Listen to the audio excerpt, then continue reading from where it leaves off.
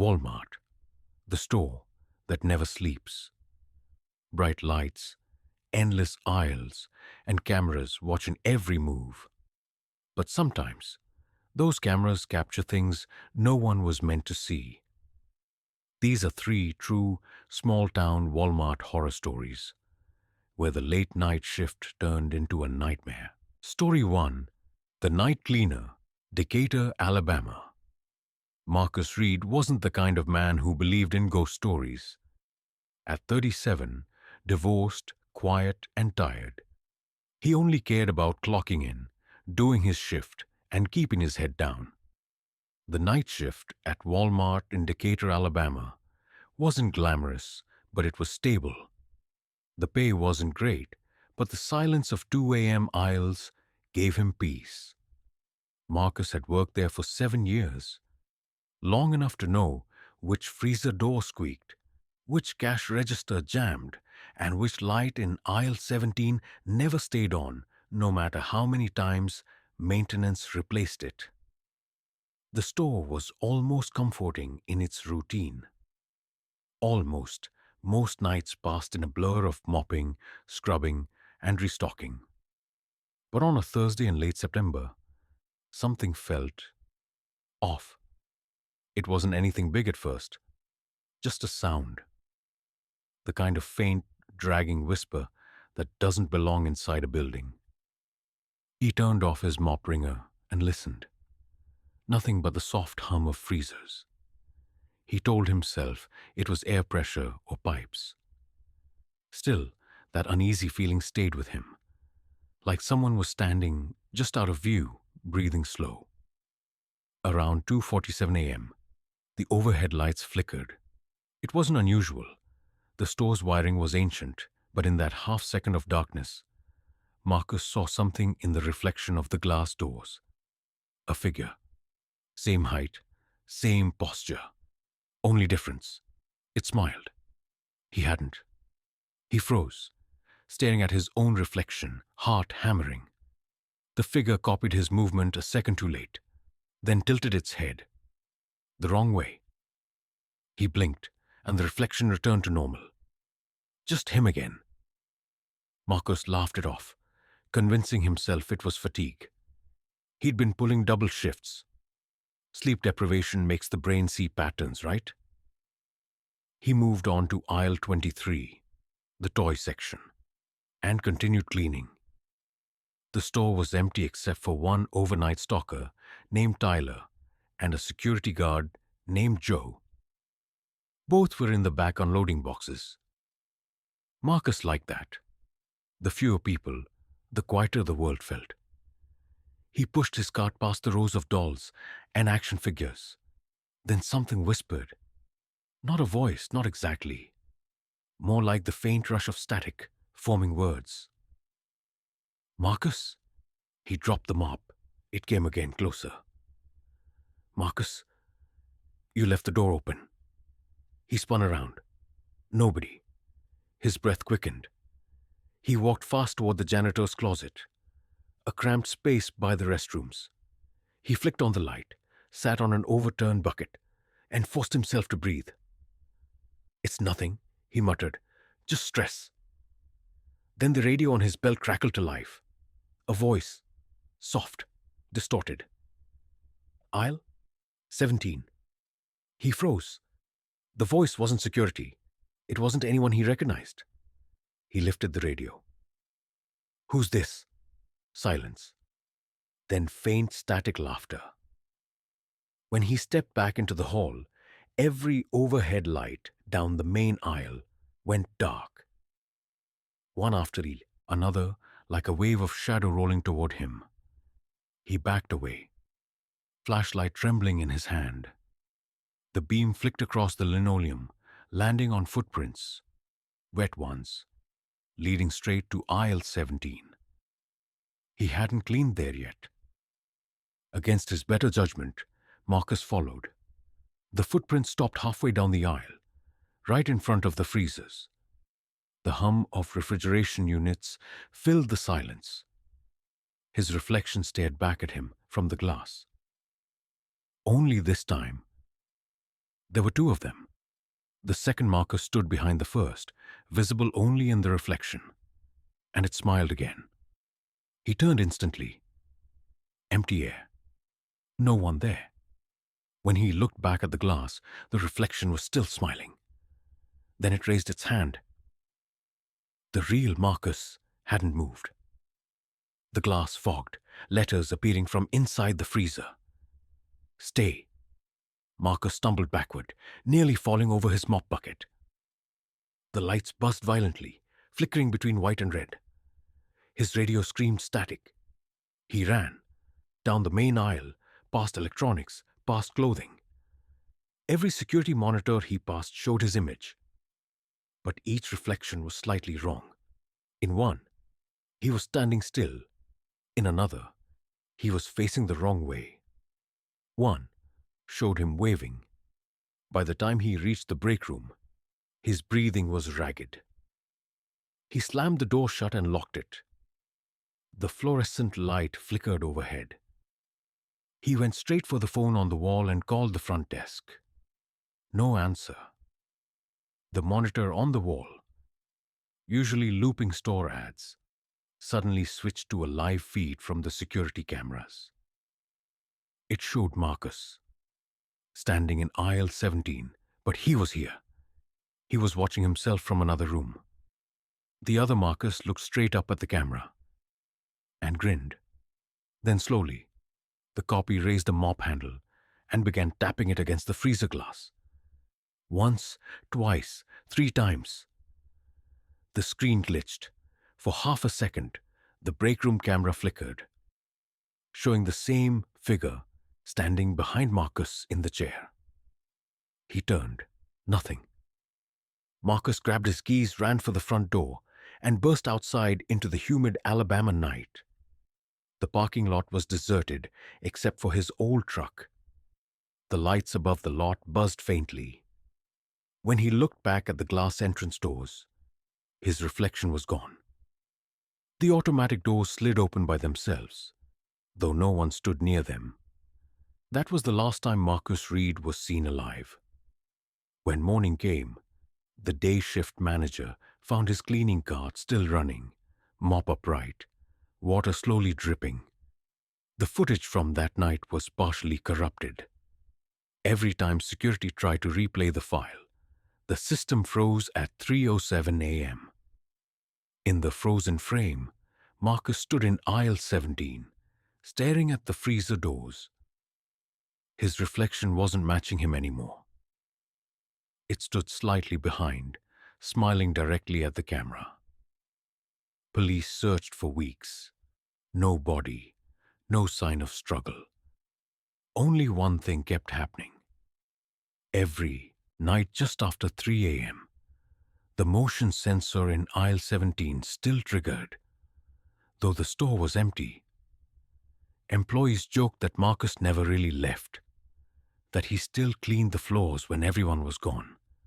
But one new worker swears he saw something, a reflection, holding a mop, smiling back at him.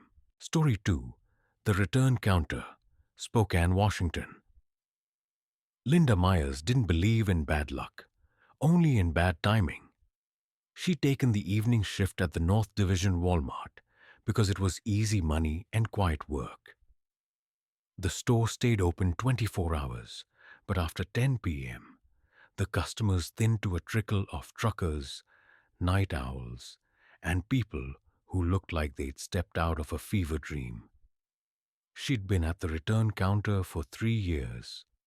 Same fluorescent hum, same smell of cardboard and plastic, same small talk that vanished into the air before it finished. Routine kept her sane. But on a rainy Friday in November 2019, that routine split. The man in the trench coat at 11:42 p.m., Linda was counting drawer totals when she noticed him. Tall, grey trench coat, soaked from the storm. He stood at the end of the counter, a plain cardboard box cradled in both hands. His face was pale and still, like a wax figure left too close to a heater. "Evening, sir," she said. "Return or exchange?" He slid the box forward without a word. Water spots spread across the counter. Linda peeled the tape, careful not to ruin any barcode. Inside lay a folded Walmart security vest, old style, blue with yellow trim, and clipped to it a plastic name badge that made her throat lock. Linda Myers, customer service. Her first thought was prank. The store kept old uniforms for training. Maybe someone was messing with her? But the badge was scratched and discolored, like it had aged years in damp storage. She laughed uneasily. Funny, where'd you get this? The man looked past her, eyes fixed on something over her shoulder. Wrong name, he murmured. His voice was paper-thin. Then he turned and walked toward the doors, leaving water prints that stopped halfway across the tile. By the time security reached the entrance, he was gone. The missing record. Linda logged the return, half embarrassed at how shaken she was. She tried to scan the tag number. The system froze. When she retyped it, the screen flashed a message she'd never seen before. Item LM47 return prohibited, deceased associate. Her stomach dropped. She called Kevin, the overnight manager. A 40-something with permanent coffee breath and zero patience. He took one look at the vest and swore, No way, that's not funny. What? Linda asked. He told her a story, one she'd never heard. 5 years earlier, another employee named Linda Myers had vanished during a night shift. No forced entry, no struggle. She'd been working returns. The last security footage showed her talking to an elderly man in a gray coat before walking out of frame. They never found her. Linda stared at the vest again. The inside hem was damp, and the smell wasn't rain. It was mildew, old and sour, like basement air. Kevin ordered her to lock the box in the office until corporate arrived.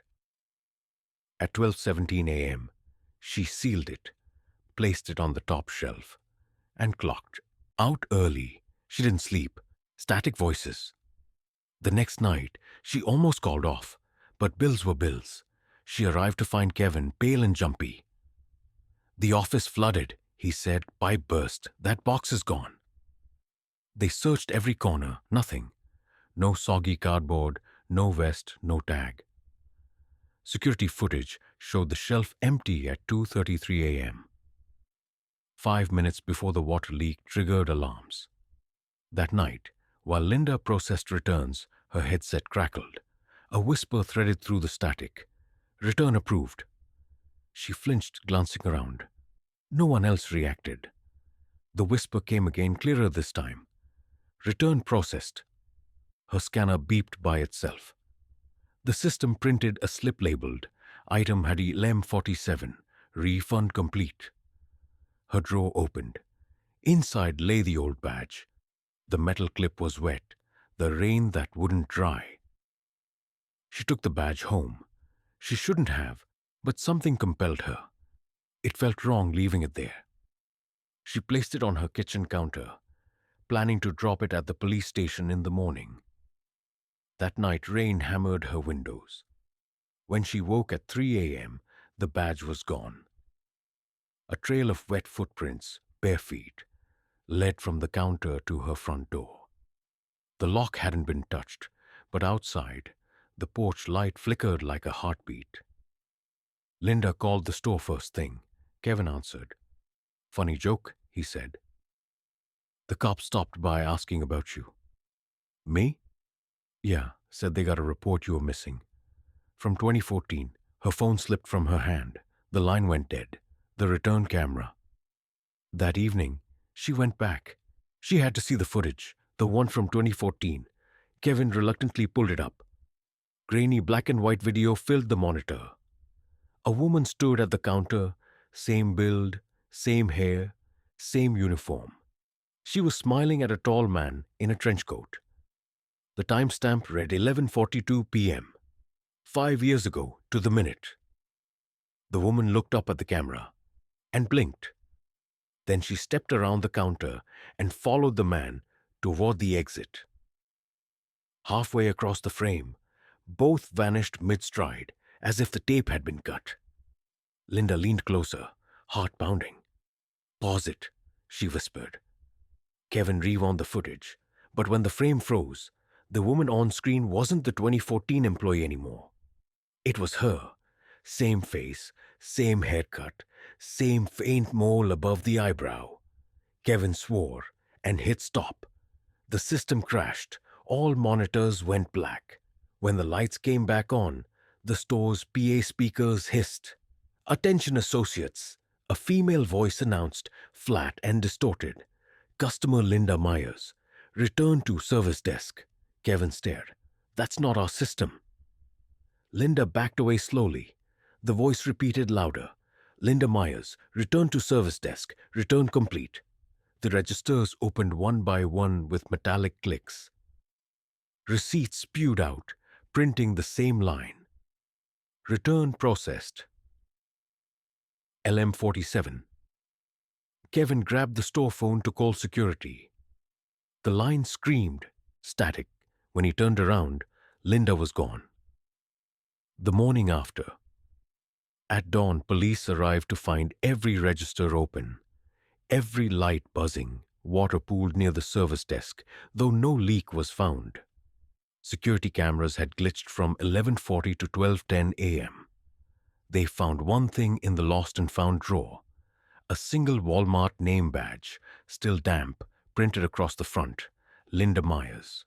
On the back, written in faded black marker, "Return accepted, epilogue."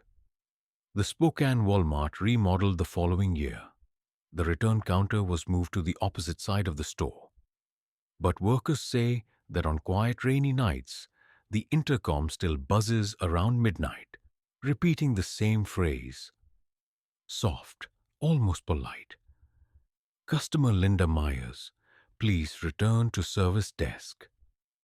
No one answers, and the floor beneath the old counter never stays dry. Story 3. The Parking Lot Light, Topeka, Kansas. Jason Hall never liked closing shifts. He'd started at the Topeka Walmart 2 years earlier, unloading freight, restocking aisles, and keeping his headphones in just loud enough to drown out the fluorescent buzz that made his head ache.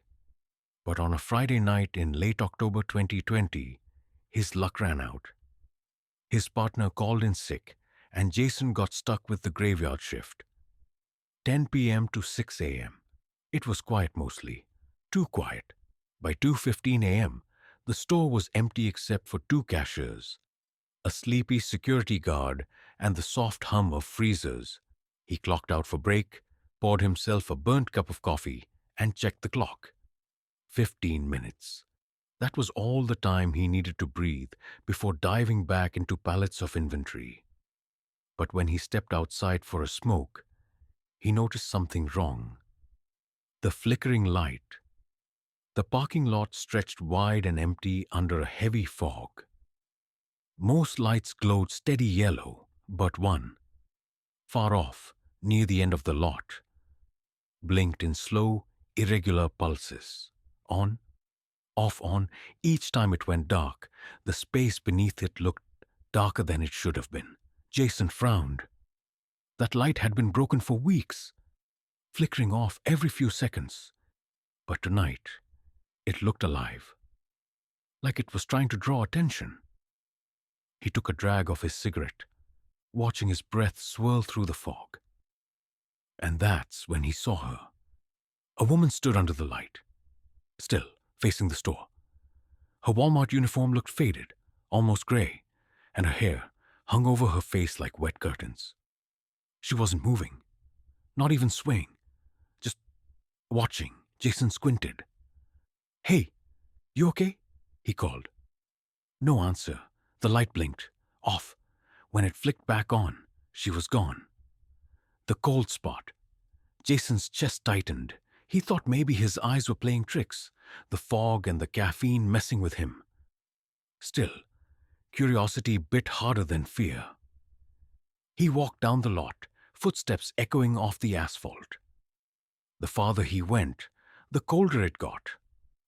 Not the kind of cold from wind. This was deeper, like the air itself had been hollowed out.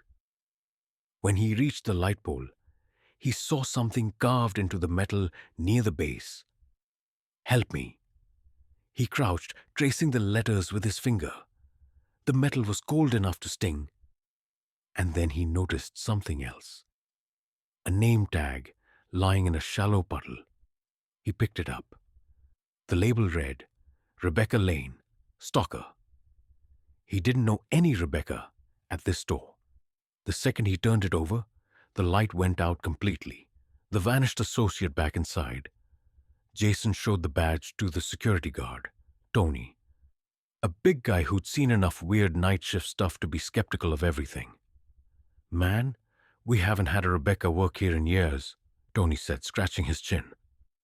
"Why?" Jason explained what he saw. The woman, the light, the carving. Tony sighed and opened the store log. He froze mid-scroll. Damn.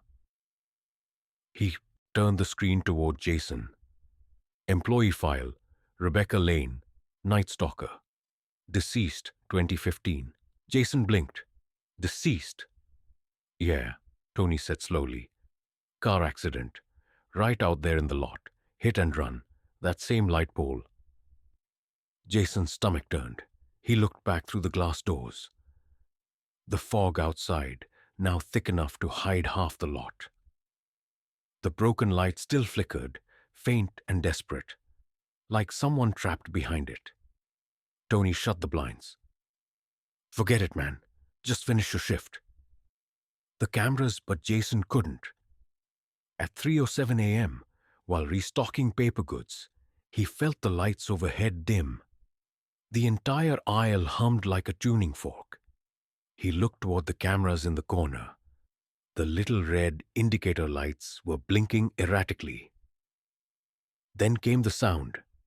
A single click from the store intercom, followed by a whisper. "Jason." Outside. He froze. The speakers popped again. "Come back." Every aisle camera flickered for a split second, and in that static blur, he saw her. The same woman from the parking lot, standing at the end of the paper aisle, just beyond the mop buckets. Her head tilted slightly. Her lips didn't move, but the intercom whispered again. "You left me there." Jason dropped the box cutter and ran for the office. The footage. Tony was watching the monitors when Jason burst in. "What the hell, man?" "Check the parking lot cam," Jason gasped. "Now!" Tony rewound the footage. The screen showed Jason stepping outside earlier, smoking, looking toward the far end of the lot. But in the reflection of the store glass behind him, a figure stood right over his shoulder. Not behind him in reality, only in the reflection. The woman, Rebecca. Her head slowly turned toward the camera. The timestamp glitched, numbers jumping backward and forward like a skipping record. Then the screen went black. Tony cursed under his breath. "This is some messed up..." The power cut out. The return to the lot emergency lights flickered to life. Jason grabbed a flashlight from the wall and headed toward the door before Tony could stop him.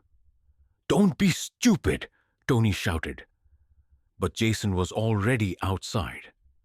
The fog had thickened into a wall of white. His flashlight beam cut maybe 6 feet ahead before dissolving. Every sound was muffled. Even his own breathing sounded distant. He reached the broken light pole. It was still humming faintly, even without power. Something shifted behind him. Footsteps, barefoot, wet. He turned, and the flashlight sputtered. A shadow formed in the mist. A woman's outline, limp and dragging one leg.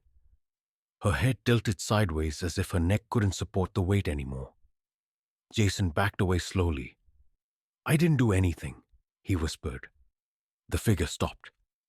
Then from the darkness, a whisper. "But you saw." The fog rippled, and suddenly, she was inches from his face. Her eyes were pale gray, reflecting the dead light above them. Her uniform tag glinted faintly. "Rebecca?" The light above them flashed once, and Jason screamed. The morning shift, at 6:12 a.m., when the day crew arrived, they found Jason's car still idling near the lot exit. The driver's door hung open, keys in the ignition, headlights on. There was no sign of him. The ground near the old light pole was soaked, though it hadn't rained. And on the pole's base, next to the old carving that read, "Help me," someone had etched new words into the rusted metal. "Stay with me." Tony quit the next day. He said he couldn't work there anymore. Not after what he saw on the security tapes. When pressed, he only said this. At 3:07 a.m., every camera pointed outside on its own, and someone was standing under that light. Two figures, side by side, both of them smiling. Epilogue. The Topeka Walmart replaced that flickering light the following month. It burned steady for exactly one night before failing again. Now, workers say, when they close the store and step into the lot, their radios sometimes hiss with a woman's voice. Faint, almost drowned in static, saying, "Break's over, Jason. Come back inside." No one looks toward the pole anymore, because every time the light blinks off, it feels like someone is still standing there, waiting for him to return.